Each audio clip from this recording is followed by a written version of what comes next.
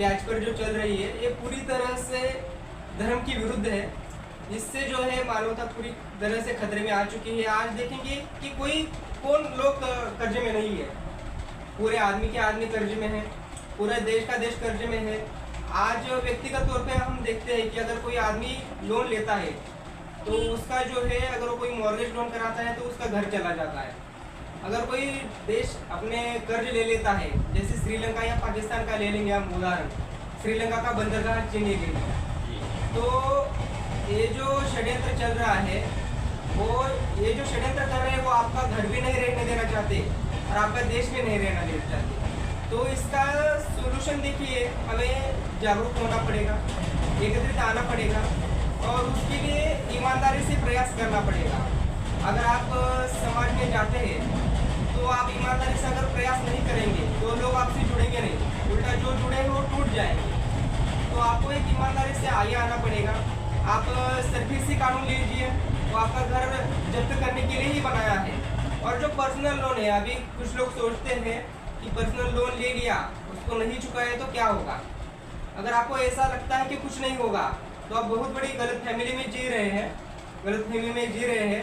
आप insolvency and bankruptcy act 2016 पढ़िए, उसमें ये प्रावधान है अगर आप 500 रुपये से भी ज़्यादा किसी का पैसा लिया हुआ है, आप 500 रुपये से ज़्यादा किसी के देना बाकी है, तो बैंक वाले, फाइनेंस वाले, अन्य कोई भी फाइनेंशियल इंस्टीट्यूशन आपकी संपत्ति बेचकर आपका जितना भी बकाया राशि है 500, 1000, लाख, करोड़ पर्सनल लोन में विदाउट मॉर्गेज वो भी चला जाएगा। तो ये मत सोचिए कि आपका पर्सनल लोन है तो मुझे बैंकिंग षड्यंत्र से क्या करना है।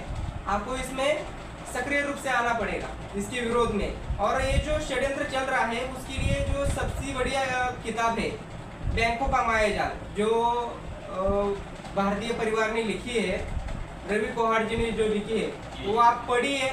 हम उस पीडीएफ की इंतजाम कर देंगे, आप पीडीएफ को प्रिंट आउट करके निकाल लीजिए। उसमें सारे राज खोल के रखे हैं और उसका सॉल्यूशन भी बताया है। लेकिन क्रांति के लिए दिक्कत ये हो जाती है कि हमारे पास जन संगठन नहीं हो पाता। जी। तो बिना एक साथ हो नहीं पा रहे। अभी उन्होंने मैट्रिक्स से ऐसा बना दिया है कि हम एकत्रित नहीं हो पाते।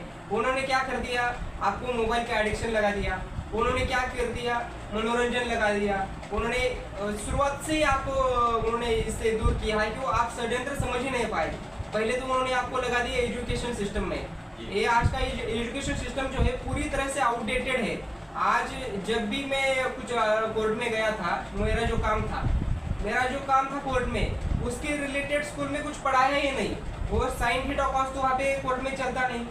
तो हमारी जो एजुकेशन सिस्टम है ये बदलनी चाहिए। जो राजू भाई कहते थे या जो बाकी क्रांतिकारी भी कहते थे कि सारी व्यवस्था में आमूलचूल बदलाव चाहिए, राजनीतिक हो, आर्थिक हो, सांस्कृतिक हो, भाषा में हो, भूषा में हो या खान-पान में हो, सभी तरह से जो है बदलाव होना चाहिए।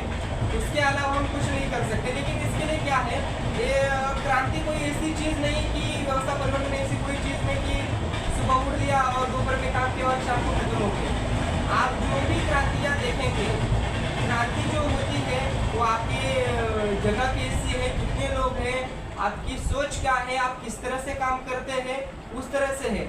आपकी पीढ़ी की पीढ़ी निकल जा सकती है क्रांति करने के लिए, तो भी न्याय नहीं मिलता है। तो क्रांति की बड़ी क्रांति की शुरुआत लेकिन छोटे छोटे कामों से ही होती है। ऐसा नहीं कि कुछ नहीं हो रहा तो हम कुछ नहीं कर सकते। आप अपनी देखिए हम किस तरह से मैट्रिक्स में फंसे हैं, किस तरह से हमको फंसाया गया है। हम कुछ अलग बात करना ही नहीं चाहते। 90 से 99% लोग कुछ अलग प्रवाह के विरुद्ध में करना ही नहीं चाहते। वही रटा घिसा पिटा एजुकेशन सिस्टम, वही 9 से 5 वाली नौकरी करो, वही नौकरी करने के बाद जो लोग क्या कर रहे हैं, गाड़ी ले रहे हैं तो गाड़ी ले लो, लोग फ्लैट ले रहे हैं तो फ्लैट ले लो, लोग ये कर रहे हैं वो कर लो, एक दूसरे का देखकर सीखते हैं। वो जरूरी है, षड्यंत्र में फंसते भी तो जा रहे हैं और यही षड्यंत्र है, फंस रहे बहुत ज्यादा षड्यंत्र है। और जब आप षड्यंत्र के विरुद्ध कुछ करना चाहते हैं तो आपको बिग बॉस जैसे शो दिखाए जाते हैं, आपको पॉलिटिक्स में उलझाया जाता है, आपको समाज सेवा में भी कुछ लोग ऐसे घुस जाते हैं जो आपको फंसा के रख देते हैं। आगे वो आपको कुछ काम नहीं, होल्ड पे रखते हैं, कुछ काम नहीं करने देते।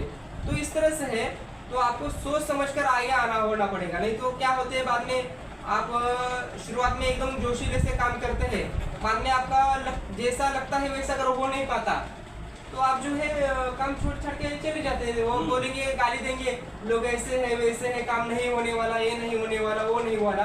तो क्रांति एक दिन में होने वाली नहीं है। इसके लिए धीरे धीरे प्रयास करना पड़ेगा, आगे आना पड़ेगा, आगे आना पड़ेगा। और देखिए इसमें ऐसी ही बात है, कम से कम आप मोबाइल आपकी हिस्ट्री चेक करेंगे, आपने दिन भर आप कितना काम करते हैं, पहली ये बात। दूसरी बात, आप दिन में कितना सोते हैं। तीसरी बात, आप दिन में यूट्यूब, इंस्टा, फेसबुक कितना देखते हैं, एक बार चेक कीजिए। उसमें से आप 1 घंटा भी दे देंगे समाज को। आप अच्छी किताबें लाइए जो बैंकिंग की षड्यंत्र खोलने वाली है, राजकीय षड्यंत्र खोलने वाली है, सामाजिक षड्यंत्र को, धार्मिक षड्यंत्र को, आर्थिक षड्यंत्र को, जो आहार के षड्यंत्र को, ये जो वायु षड्यंत्र को, मतलब हर जगह षड्यंत्र उन्होंने अच्छी तरह से मैट्रिक्स बैठा दिया है। इसको आप जब समझेंगे, आप दिन में 1-2 घंटा दीजिए, धीरे समझ जाइए और लोगों को भी समझाइए। धीरे आपको ये काम करना पड़ेगा, नहीं तो आप ये सोचेंगे कि मैंने इतना कर लिया बस हुआ, नहीं तो मैं कभी कभार आ जाता हूँ, कर लेता हूँ। ऐसा नहीं होने वाला। आपको दिन में कम से कम 1 घंटा तो देना ही पड़ेगा, आना ही पड़ेगा। और सरकार के जो भ्रष्टाचार है वो हर व्यक्ति को प्रताड़ित करेगा, लेकिन कोई भी व्यक्ति, जैसा कि किसी भी आम व्यक्ति के ऊपर कोई क्राइम हो जाता है या उनके ऊपर कोई घटना घट जाता है, आम व्यक्ति अगर पुलिस चौकी में जाता है तो उनका कोई सुनवाई होता ही नहीं है। मतलब न्याय मिलना बहुत मुश्किल हो गया है आजकल के ज़माने में। और आम आदमी के पास इतना पैसा नहीं है कि वकील को पास जाए, कोर्ट में जाए। वो अपना जो भी रहता है, उनका जो भी प्रताड़ित रहते हैं, वो थक हार के घर में बैठ जाते हैं, लेकिन न्याय नहीं मिलता है। मैं आपको बता दूं इस व्यवस्था में न्याय क्यों नहीं मिल रहा, और जो कुछ भी कोर्ट जो देता है वो न्याय नहीं देता, जजमेंट देता है। तो उसमें मैं पुणे से हूँ, तो पुणे के सिविल कोर्ट में चला गया।